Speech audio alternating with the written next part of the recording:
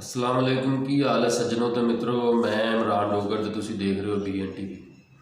आज जो हमारा मौजू है वो इलेक्शन के हवाले से ही है। इलेक्शन हो गए हैं और अल्लाह अल्लाह करके हो गए हैं और फिर रिज़ल्ट भी आना शुरू हो गए हैं और धांधली का भी एज यूजुअल पिछले इलेक्शनों की तरह इस इलेक्शन में भी धांधली का बहुत ज़्यादा शोर मचाया जा रहा है। बुनियादी तौर पे हमारा जो आज मौजू है वो इलेक्शन में धांधली के हवाले से ही है।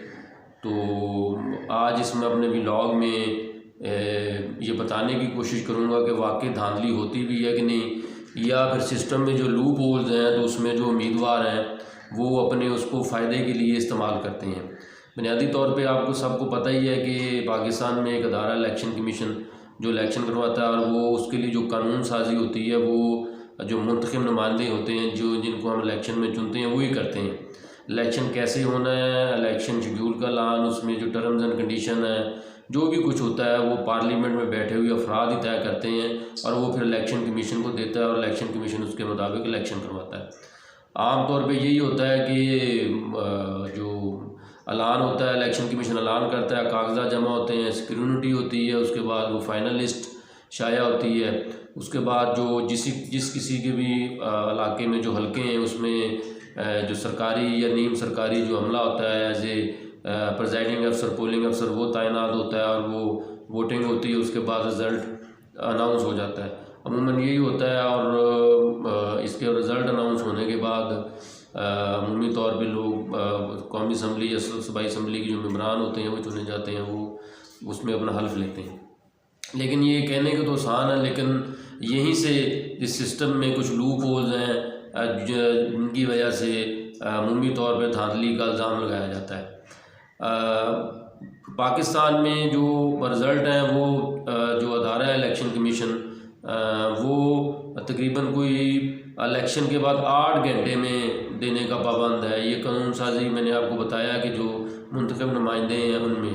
लेकिन अगर हम कुछ दूसरे ममालिक की बात करें, इंडिया की बात करें, तो वहाँ पे 4 से 5 दिन है, इंडोनेशिया में 1 माह लगता है, स्वीडन में हफ्ता लगता है। तो 3-4 दिन से लेकर 10-12 दिन का 1 माह का वक्फा होता है इलेक्शन नताइज का ऐलान करने में। लेकिन पाकिस्तान में जो इलेक्शन नताइज हैं ये अर्ली जो इलेक्शन रूल्स हैं उनके मुताबिक क्या कहते हैं 8 से 10 घंटे में करना लाजमी। और यही वो बुनियादी वजह है जो बाज़ औक़ात इस सिस्टम में जो फॉल्ट है जो जिसकी वजह से धांधली के इल्ज़ाम लगते हैं। अमूमी तौर पे जो अवाम है वो जो इलेक्शन रिज़ल्ट हैं वो टीवी पे वॉच करते हैं। जो टीवी पे रिज़ल्ट आ रहे होते हैं वो उनको ज़्यादा वॉच करते हैं, वो कहते हैं। अब थोड़ा सा मैं सिस्टम आपको समझाने की कोशिश करूँगा कि ये ड्यूटी कितनी मुश्किल है और मुश्किल हालात में ये ड्यूटी देते हैं लोग, और जिसकी वजह से ये रिज़ल्ट वो लेट होते हैं। पहली बात तो ये है कि जब इलेक्शन अनाउंस होता है, पोलिंग डे अनाउंस हो जाता है, तो जो सरकारी नीम सरकारी मुलाजमीन लोगों की ड्यूटियाँ लगती हैं वो एक दिन पहले हर हल्का के किसी गवर्नमेंट कॉलेज में वो बैलेट पेपर पहुँचा दिए जाते हैं। 1 हफ़्ता 2 हफ़्ते पहले इलेक्शन कमीशन उस हल्के के बैलेट पेपर पहुँचा देता है। वो किसी गवर्नमेंट कॉलेज में किसी मखसूस मकामात में फ़ौज की मौजूदगी में पहुँचाया जाता है और फ़ौज और पुलिस उस पर पहरा देती है। उसके बाद जो उस हल्के का रिटर्निंग अफसर होता है वो हर तमाम हल्का जात के प्रिजाइडिंग अफसर को इलेक्शन से 1 दिन पहले वो सारा सामान प्रोवाइड करता है। उसमें वो बैलेट पेपर होते हैं, उसमें स्टम्प होती है, स्क्रीन होती है, जो भी सामान उस पोलिंग डे के हवाले से होता है वो उसको मुहैया किया जाता है। अब ये ज़हन में रख लें, ये सरकारी मुलाजिम है, ये 15 से 20-25 किलोमीटर उन्होंने ड्यूटी करने जानी है। ये 1 दिन पहले उस रिटर्निंग अफसर के दिए हुए मुकाम पे पहुंचते हैं, वहाँ से अपना मटीरियल इकट्ठा करते हैं, गाड़ियों में बैठते हैं जो इंतज़ामिया की तरफ से फ्राहम की होती है, उन गाड़ियों में बैठ के मुतलका पोलिंग स्टेशन पे जाते हैं। वो 1 दिन पहले चले जाते हैं। जो फ़ीमेल ख़वातीन होती हैं वो अगले दिन जाती हैं, वो अपने साथ किसी को लेके जाती हैं, लेकिन बाद वहाँ पर रुक भी जाती हैं। अब इनकी ड्यूटी 1 दिन पहले स्टार्ट हो गई है। इनमें मुलाजिम कोई नौजवान है, कोई उसमें बूढ़ा है, कोई शुगर का मरीज़ है, 100 मसाइल हैं उसके, वो उसमें सारा वो जाता है। बाज़ अक्सरियत वहीं रहती है, रहने के बाद सुबह को लोग जाते हैं। लोग जाने के बाद फिर अगले दिन 8 बजे वो पोलिंग स्टार्ट करते हैं। पोलिंग का सारा दिन है वहाँ पे वो ड्यूटी करते हैं। उसमें ख़वातीन भी हैं, मर्द हैं, खाना मिला है नहीं मिला, किसी ने पानी पूछा नहीं पूछा, ये सारा कुछ वहाँ पे चल रहा होता है पोलिंग स्टेशन पे। बाज़ पे खाना वगैरह कोई पोलिंग एजेंट किसी सियासी जमात के दे देते हैं, बाज़ के नहीं देते हैं। वो सारा दिन पोलिंग कराते हैं। पोलिंग ख़त्म होती है 5 बजे। 5 बजे के बाद वो रिज़ल्ट अनाउंस होना शुरू हो जाता है, रिज़ल्ट बनाना शुरू हो जाते हैं पोलिंग एजेंटों की मौजूदगी में। पोलिंग एजेंटों की मौजूदगी में वो रिज़ल्ट बनाते हैं, कोई फ़ौरन बना देते हैं, कोई अब रेस्ट करते हैं, नमाज पढ़ के बनाते हैं, वो खाना खा के बनाते हैं, वो उनकी रूटीन होती है अपनी जैसे भी हो। वो रिज़ल्ट बनाने के बाद फार्म 45 जो होता है वो मुतल्लिका हर सियासी जमात के पोलिंग एजेंट के हवाले करके वहाँ से काफ़ी कापियाँ होती है उसकी, वो जो असल रिटर्निंग जो फार्म 45 होता है वो लेके वापस वो इंतज़ामिया की दी गाड़ी में बैठ के 20-25 किलोमीटर से दूर से, कहीं शहर से नज़दीक भी होता है, कोई 1 किलोमीटर से लेके 20-25-30 किलोमीटर तक रेडियस तो होता है हल्के का, कहीं इससे भी ज़्यादा होता है। बलोचिस्तान का एक हल्का है वो 4 अजला पे मुश्तमिल है, वो तकरीबन 25-25, 10-10, 20-20 किलोमीटर पर तो एक पोलिंग स्टेशन ही है। तो वो लेके वापस उसी रिटर्निंग अफसर जहाँ से उसने वो अपना सामान लिया होता है वहाँ पे पहुँचता है और वहाँ पे रिज़ल्ट जमा कराता है। तो वो रिज़ल्ट जमा करवाते 355-400 हल्के को, ये कौमी असम्बली की मैं हल्के की बात कर रहा हूँ, तो वो टाइम लगता है। तो अमूमी तौर पे जो लोग 24 घंटे से चल रहे होते हैं, कोई 48 घंटे से चल रहा होता है, तो वो रिटर्निंग अफसर को कागजात जमा जल्दी होती है, कहीं 12 बज जाते हैं, कहीं 1 बज जाता है, ट्रैफिक होती है, 100 मसाइल है, सियासी जमातों के लोग अलहदा वहाँ बाहर बैठे होते हैं। तो फिर जो रिज़ल्ट आता है उसको कंपाइल करने के लिए एक टीम रिटर्निंग अफसर पे कंप्यूटर ऑपरेटर फॉर्म उसको 48 कहते हैं वो करने के लिए बैठी होती है। तो वो अलहदा फिर टाइम लेती है। अब ये ज़हन में रखेंगे ये लोग 24 से 48 घंटे से चल रहे हैं, इसमें मरीज़ भी हैं, बूढ़े भी हैं, नौजवान भी हैं, तो ये थक जाते हैं 12-1 बजे तक, पूरा सिस्टम ही थक जाता है, जवाब दे देता है। तो अमूमन 12-1-2 बजे तक ये लोग क्या कहते हैं अमूमी तौर पे वो रिज़ल्ट बंद कर देते हैं। बंद करने के बाद ये सुबह 8 बजे शुरू करते हैं, 7-8 बजे अर्ली शुरू कर लेते हैं, जो भी रिज़ल्ट कलेक्ट किए होते हैं। उसके बाद कलेक्ट करने के बाद ये जो प्रेजाइडिंग अफसरों की तरफ से जो इनको रिज़ल्ट आया होता है वो कलेक्ट करने के बाद जो उम्मीदवार होते हैं उनके जो पोलिंग एजेंट होते हैं उनकी मौजूदगी में ये फार्म 47 पे ये रिज़ल्ट अनाउंस करते हैं। फार्म 47 आप स्क्रीन पे देख भी रहे होंगे, ये गैर हतमी नतीजा होता है। अच्छा, गैर हतमी इसको क्यों कहते हैं? इसमें इसके बाद 2 से 3 कंसोलिडेशन होती है। इसकी कंसोलिडेशन में जो पोस्टल बैलेट होते हैं और जो इसके अलावा ओवरसीज़ के होते हैं, इनवैलिड वोट वगैरह होते हैं, वो चीज़ें चेक करने के बाद रिटर्निंग अफसर करता है, तो उसके बाद फिर वो हतमी नतीजे का ऐलान करता है। अच्छा, इसमें फार्म 47 के बाद वो गैर हतमी नतीजा होता है, गैर हतमी नतीजे का ऐलान करता है। उसके बाद बुनियादी तौर पे बाज़ इसी पे पहले डिले पे मैंने बात की प्रोसेस पे कि वो डिले क्यों होता है, वो थोड़ा सा समझाने की कोशिश किया। अब डिले के बाद फार्म 45 और 47 पे भी थोड़े से मसाइल आ जाते हैं। फार्म 47 के बाद एक 49 होता है। फार्म 47 है वो फार्म 45 के दिए गए नताइज के मुताबिक है। उसके बाद जो रिटर्निंग ऑफिसर के पास रिज़ल्ट आ जाता है वो कंसोलिडेशन करता है। उसके बाद कंसोलिडेशन में वो ओवरसीज़ के और जो पोस्टल बैलेट है, इनवैलिड वोट है, उनको सारों को देखने के बाद वो फार्म 49 जारी करता है, वो हतमी रिज़ल्ट होता है। अमूमन ये होता है कि फार्म 47 पे जो नतीजा होता है वो फार्म 49 पे जाकर तब्दील हो जाता है। उसमें 250, 300, 400 वाले जो भी रिज़ल्ट हैं, जिसमें गलानी साहब का रिज़ल्ट है, बलूचिस्तान के मेंबर कौमी सूबाई असम्बली का रिज़ल्ट है कि जब फार्म 47 पे जीता हुआ था, लेकिन जब फार्म 49 कंसोलिडेशन हुई उसमें पोस्टल बैलेट ओवरसीज़ इधर उधर वोटों को चेक किया गया, वो एक 2, 4, 5, 6 हल्के थैले खोल के भी चेक करता है रिटर्निंग अफसर। उसके बाद उन्होंने नया जारी किया तो जो हारा हुआ उम्मीदवार था वो जीत गया था।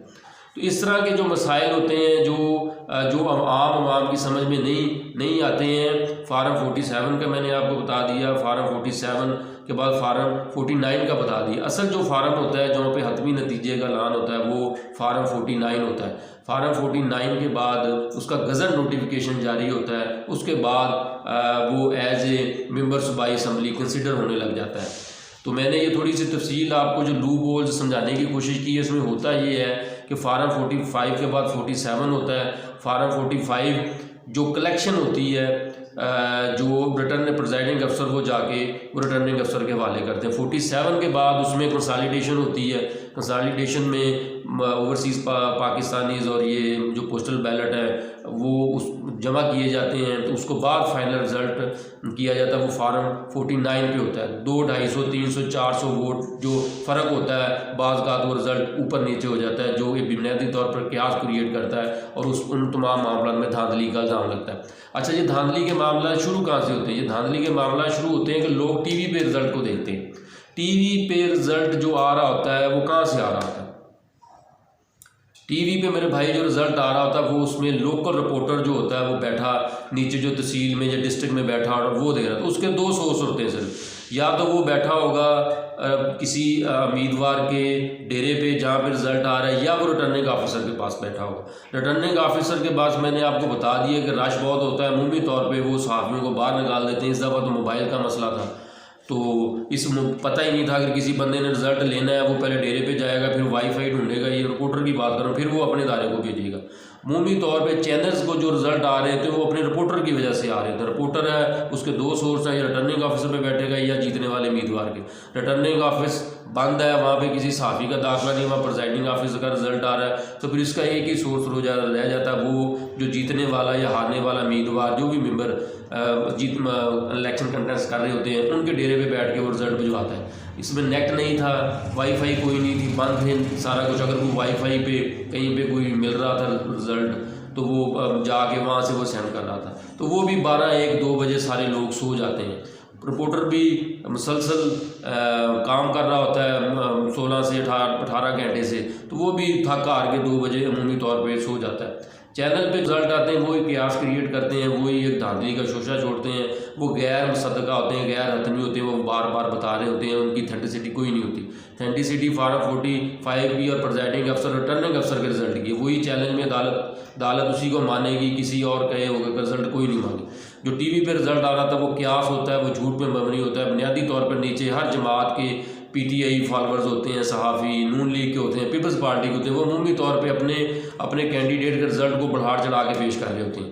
या अमूमन हर जो कैंडिडेट होता है उसके डेरे पे वो अपने जो जीतने वाले हल्के होते हैं उनका रिज़ल्ट का ऐलान तो करता है, लेकिन जो हारे हुए हल्के होते हैं उनका ऐलान वो नहीं करता है। इस वजह से जो क्यास क्रिएट होता है, लोगों की जो प्रोसेस है, इलेक्शन प्रोसेस आम आवाम की उसमें समझ नहीं होती, तो हर बंदा जो हारने वाला होता है वो बुनियादी तौर पर वो शोर मचाता है कि जनाब मैंने कि जी धांधली हो गई है, धांधली हो गई है, धांधली हो गई है। इसके अलावा क्या जब ये सारा प्रोसेस जी मैंने थोड़ा सा आपको समझाने की इस हवाले से कोशिश की है कि जो टीवी पे जो रिज़ल्ट आ रहा होता है वो इतना मोतबर नहीं होता है, जो प्रिजाइडिंग और रिटर्निंग ऑफिस के पास रिज़ल्ट होता है वो अमूमी तौर पे होता है। धांधली हो सकती है 5 से 10% हो सकती है, किसी एक मखसूस हल्के में हो सकती है। अगर आप ये कहें कोई मखसूस ताकत कोई बैठी हुई पूरे रिज़ल्ट को मैनिपुलेट कर रही है तो वो उसमें झूठ में मबनी है। 3-4 हज़ार बंदे को मैनेज करना है एक हल्के में, 3-4 हज़ार या टोटल 5 हज़ार से पोलिंग एजेंट भी डालें तो 5-6 हज़ार बंदे की ड्यूटी थी, पुलिस वाले डालें तो ये तकरीबन 8-10 हज़ार के करीब लगभग हो जाता है। तो इतने लोगों को मैनेज करना बहुत ज़्यादा मुश्किल होता है। तो रिज़ल्ट अमूमन यही होता है। उसके बाद जब ये सारे मामलात हो जाते हैं, अगर किसी को एतराज़ है तो वो फौरी तौर पे रिटर्निंग अफसर के पास दरख्वास्त जमा कराता है। अमूमन ये कुछ लोग चले गए हाई कोर्ट के पास डायरेक्ट चले जाते हैं, वो गलत तरीक़ाकार है। वो जो इलेक्शन एक्ट है, जो इलेक्शन रूल्स हैं उनके मुताबिक नहीं रखता, फिर उसका नतीजा क्या आया कि उन्होंने वापस इलेक्शन कमीशन के पास ही उनको भेज दिया। वो रिटर्निंग अफसर के पास जमा कराता है, रिटर्निंग अफसर उनकी वो दोबारा गिनती भी करवा सकता है, उसके पास इख्तियार आता है, वो रिज़ल्ट भी जारी करता है। बाज़ हल्कों में हुए भी है, इलेक्शन कमीशन ने बाज़ 35 से 40 हल्कों में रिज़ल्ट रोके भी हैं, दोबारा पोलिंग भी की है। तो जो लोग उसके बाद फिर इसके रिटर्निंग अफसर के बाद अगर कोई फ़ैसला उसको मंजूर नहीं है तो वो चला जाता है इलेक्शन ट्रिब्यूनल्स में। इलेक्शन कमीशन ने इस हवाले से इलेक्शन ट्रिब्यूनल्स बनाए हैं, वो अपने वहाँ पे अपना मुकदमा पेश करे, जो भी है वहाँ पे भी जल्दी फैसले होते हैं। फिर वो हाई कोर्ट जाता है, फिर वो सुप्रीम कोर्ट जाता है। ये एक प्रोसेस है, एक जनरल प्रोसेस है। तो गुजारिश इस पूरे प्रोसेस में धांधली के बारे में आगाह करने की इस व्लॉग में यही थी कि जो एक तो पूरा सेटअप है जो मुंतखब नुमाइंदों ने बनाया इलेक्शन करवाने का, तो उसमें लूप होल्स हैं उसको फौरी तब्दील करें। जो फार्म 45 है उसके बाद वो फार्म 49 जारी करे, वो 3 दिन ले ले, गैर हतमी नतीजा वो जारी ना करे, इससे क्यास क्रिएट होता है। वो कम से कम 1 दिन का 24 घंटे का लाजमी टाइम दे वो जो इलेक्शन कमीशन है रिज़ल्ट को अनाउंस करने में, क्योंकि लोग ड्यूटियाँ कर रहे होते हैं। बैकग्राउंड समझाया, 24-24 48-48 घंटे से ड्यूटी कर रहे होते हैं, वो थक जाते हैं, तो इसलिए उनको वो रेस्ट करते हैं, जो बाज़ उस पर फिर धांधली का इल्ज़ाम लगता है, उस पर बेशुमार वो नताइज पे उंगलियाँ उठाई जाती हैं। दूसरा, जो चैनल्स के रिज़ल्ट हैं वो गैर मोतबर होते हैं, उनको देने पे पाबंदी आयद की जाए। वो 24 घंटे कम से कम पोलिंग डे बंद होना, अगर पोलिंग डे 5 बजे बंद होती है तो अगले दिन 5 बजे से वो रिज़ल्ट देना स्टार्ट करें। रिज़ल्ट वाले दिन, जो इलेक्शन वाले दिन, जो उसमें जो नाइट है उसमें वो रिज़ल्ट देते हैं, जो कियास क्रिएट करते हैं, जिसकी वजह से धांधली के इल्ज़ाम लगते हैं। हर जमात को जिस इलाके से जो भी मैंडेट था लोगों ने वो दिया है। अमूमन इलेक्शन फ्री एंड फेयर ही होते हैं, 5-10% रेगुलरिटीज़ होती हैं जो अमूमी तौर पर इलेक्शन ट्रिब्यूनल में या रिटर्निंग अफसर के पास निकल जाती हैं। इलेक्शन का जो प्रोसेस है, तो उसको जब आप इस तरह करप्शन ज़्यादा करेंगे तो फिर वो कोई भी हुकूमत नहीं चल सकती, वो कोई हुकूमत डिलीवर नहीं कर सकती। हर जमात के वोटर ने जहाँ जहाँ पे भी वो बैठा था तो उसने उसको मैंडेट दिया है। पीटीआई की हवा थी, उस हवा ने काम किया, उसका वोटर एनर्जेटिक था। तमाम शहरी हलकों में थे, जो पंजाब की मैं बात कर रहा हूँ, वहाँ पे पीटीआई जीती है। देहाती हलकों से पीटीआई, नून लीग और ये पीपल्स पार्टी ने सीटें वगैरह हासिल की हैं पंजाब में। जिस बंदे का जो मैंडेट था, जो था जमात का, वो अवाम ने दिया है। तो मेहरबानी करें, तो इसको सियासी जमातें हैं और उस पर ज़्यादा जो वोटर है वो शऊर का मुजाहरा करें, सियासी जमातों शऊर का मुजाहरा करें। मुल्क के हालात काफ़ी ख़राब हैं। इलेक्शन दुआ है कि दुआ ही कर सकते हैं कि ये तमाम सियासतदान जो मिल बैठ के इस मुल्क के मसाइल का हल करें। बुनियादी तौर पे हम इनको इसीलिए लाए हैं कि ये मुल्क के मसाइल हल करें, गुर्बत कम करें, महंगाई कम करें। आपस में लड़ते रहेंगे, एक दूसरे को गाली देते रहेंगे, इलेक्शन प्रोसेस पे एतमाद का इज़हार नहीं करेंगे तो जाना दिन को कुछ नहीं है। तो जो नुकसान है अल्टीमेटली इस मुल्क की आवाम या उस वोटर ने वो भुगतना है। ये अमूमन ये दोबारा इलेक्शन लड़ लेंगे, अमीर लोग हैं, लेकिन जिसमें जो पिस्ती है वो गरीब आवाम ही है और उसका वोटर ही है।